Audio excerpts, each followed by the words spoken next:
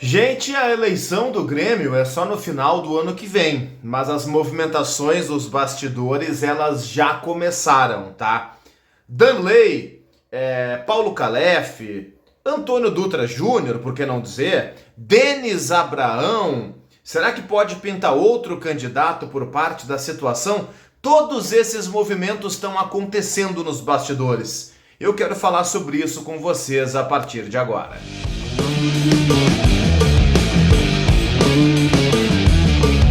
Para quem não me conhece, pessoal, eu sou Cristiano Oliveira, sou jornalista, sou gremista e todos vocês são bem-vindos aqui nesse canal. A gente fala sobre o Grêmio diariamente. Para quem me conhece, o muito obrigado. Nós batemos aí nos últimos dias 46 mil inscritos aqui no canal. O nosso canal continua crescendo, os nossos números continuam subindo e eu só posso agradecer a todos vocês que vem fazer parte com a gente desse canal, comentando nos vídeos, deixando like, compartilhando o nosso conteúdo nos grupos de vocês também. Muito obrigado e quem não deixou o like ainda, faz isso agora, manda o like, manda o joinha nesse vídeo, tá? Olha só, gente, final do ano que vem, tá? É só lá que vai ser a eleição do Grêmio. Mas todo mundo sabe, na política partidária não é diferente, que as movimentações para o período eleitoral elas começam muito antes, 1 ano, 2 anos antes do pleito. No Grêmio, isso se repete. Então tem muita peça se movendo nos bastidores, tem muitos encaixes que são feitos a partir de agora e automaticamente muita notícia que vem surgindo. Eu tenho muito cuidado para cravar uma notícia ou outra, porque, cara, há 1 ano da eleição tem muita coisa que vai acontecer, tem muita água para rolar, tem muitas peças que nem entraram no tabuleiro ainda e tem outras que já estão se movimentando. Tem um nome que é o mais falado e pintou recentemente, inclusive, uma notícia relacionada a ele, que é o Danley. O Danley é um cara que recentemente, inclusive, saiu da Secretaria do Esporte, quem assumiu foi o Gaúcho da Geral, e o Danley é um cara que tem um poder muito grande nos bastidores do Grêmio. Primeiro, um poder político, tem muitos grupos que devem muita coisa em termos de apoio ao Danley. E claro, o Danley tem uma força com a torcida, que imagina, não tem, acho que é inigualável. Nenhum outro ser humano gremista atualmente tem a mesma força, o mesmo poder de movimentar a massa gremista para um lado ou para o outro do que o Danley. E ele sabe disso, e ele sabe que qualquer movimento que ele faça, qualquer decisão que ele tome, pode interferir e vai interferir diretamente no resultado da próxima eleição.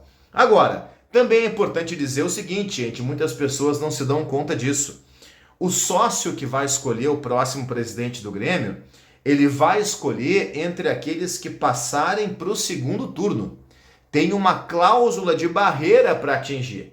E essa cláusula de barreira representa dizer o seguinte: quem não tiver um número mínimo de apoio no conselho pode ser forte pra caramba no pátio, mas se não for pro pátio não adianta, perde a eleição na casca. O que eu tô querendo dizer? Tem lá o candidato Cristiano Oliveira, tá? Supostamente. O candidato Cristiano Oliveira tem uma força muito grande com o torcedor, mas o grupo político dele tem no máximo 15 votos no conselho. Não adianta ter força com o torcedor. Esse candidato não vai para o segundo turno. Então o que está acontecendo nesse momento? Muitos movimentos políticos do Grêmio, eles começam a fazer esse jogo, esse movimento de pensar o seguinte, cara, o meu grupo, ele bota certo alguém no segundo turno porque o meu grupo tem muito voto.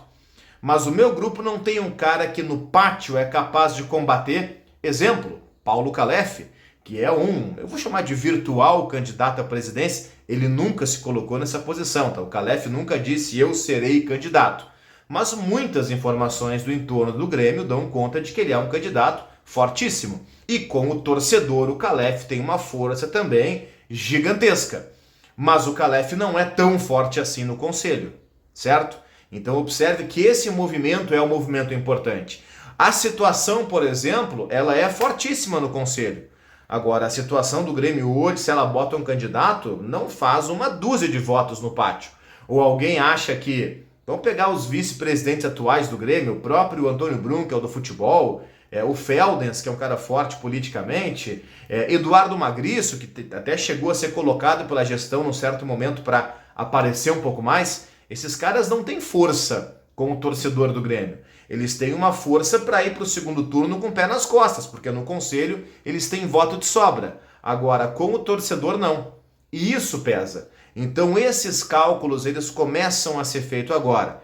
Teve a informação, por exemplo, trazida pelo César Fabres, de que, sabendo que o grupo não tem um nome forte para conseguir voto do torcedor, a situação do Grêmio pensa no seguinte: olha, quem sabe a gente lança Celso Rigo, né, com todo aquele marketing, toda aquela propaganda do cara que bota dinheiro, uma espécie de mecenas do Grêmio, uma SAF extraoficial, assim, bem a grosso modo. Então tudo isso vai ser debatido a partir de agora, tudo isso vai ser movimentado a partir de agora. Aliás, a partir de agora não, né? Tudo isso já está sendo movimentado.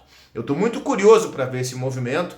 Eu não sou daqueles que acham que, não, isso é política, não interfere no futebol. Não, isso não só interfere, como é isso que vai ditar o rumo do futebol do Grêmio nos próximos anos. O foco agora tem que ser terminar o 2024 e garantir vaga na Série A do ano que vem. Pô, olha o tamanho que o Grêmio se colocou, né? O foco é garantir permanência, mas enfim, é o que nós temos para fazer. Agora, assim que isso for conseguido, eu não tenho dúvida que esses movimentos eles vão se intensificar ainda mais. E aí o torcedor vai ficar talvez surpreso, talvez não, com a junção de alguns nomes. Nomes esquecidos que podem voltar à tona.